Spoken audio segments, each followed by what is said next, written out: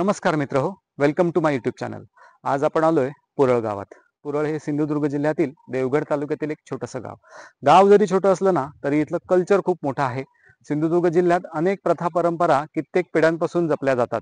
असं म्हणतात की उत्सव पाहावे तर कोकणात जाऊन। कोकणातील ह्या प्रथा परंपरा म्हणजे इथल्या लोकांच्या देवाबद्दल असलेली श्रद्धा आहे आणि ती श्रद्धा ते प्रेम लोक विविध प्रकारे व्यक्त करत असतात। माझ्या मागच्या व्हिडिओमध्ये आपण खाडीवर तयार होणारा श्रद्धेचा सेतू पाहिला असेल। तो सुद्धा तिथल्या लोकांच्या श्रद्धेचाच भाग होता। तसेच आज आपण पाहणार आहोत पुरळ गावचे देवखेळे किंवा त्यांना कापडखेळ असंही म्हटलं जातं। शिमगोत्सव काळात गावातील लोक देवासमोर एक पारंपरिक नृत्य करून देवाची नृत्यरूपी उपासना करतात। लोकांच्या देवाप्रती असलेल्या श्रद्धेच्या नृत्यातून सादर होत असलेला हा सुंदर सोहळा आपण पाहूया। आता मी आलोय पुरळ गावात आहे। मी आता माझ्या मागे जो रस्ता दिसतोय हा मुख्य रस्ता आहे गावात जाणारा। आता इथे एक छोटंसं मंदिर आहे, आपण इथे बघू शकता। माझ्या मागे एक गावाच्या एंट्रीलाच आपल्याला एक छोटंसं मंदिर दिसतं आणि त्याच्या बाजूला एक छोटासा पार आहे आणि इथे वडाचं झाड आहे। कातळ सड्यावर भर दुपारी एवढी सुंदर हवा सुटली आहे ना की गरमीची जाणीव होत नाहीये। हा भाग कातळाचा आहे। गाव खालच्या बाजूला आहे, आपल्याला इथे ही व्हॅली दिसते, इथे गाव आहे। तर आता आपण गावात जाऊया आणि ते नृत्य पाहूया, तो सोहळा पाहूया। तर ह्या व्हिडिओमध्ये मी तो सोहळा कव्हर करण्याचा प्रयत्न करतोय। चला तर आता आपण जाऊया पुरळ गावात।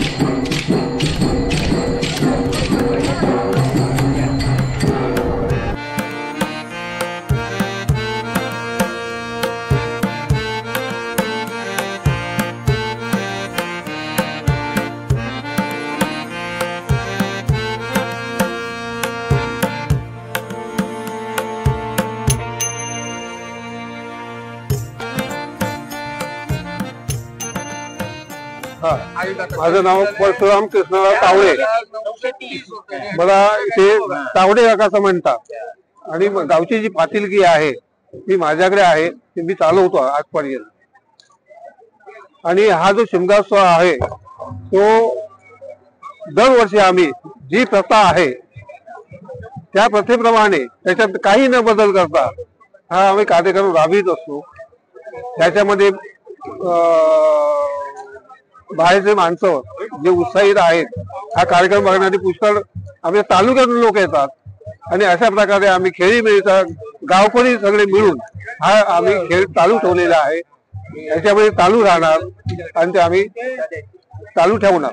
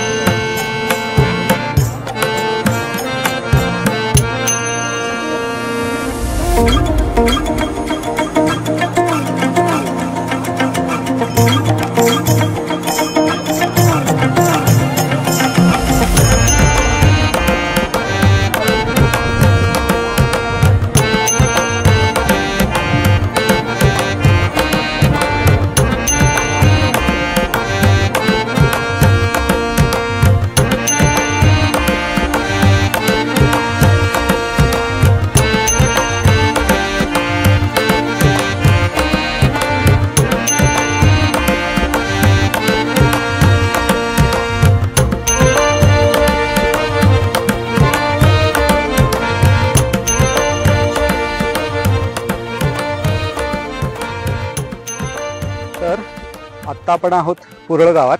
माझ्या मागे हा महावृक्ष दिसतोय बघा. हा महावृक्ष म्हणजे इथल्या देवाचं स्थान आहे.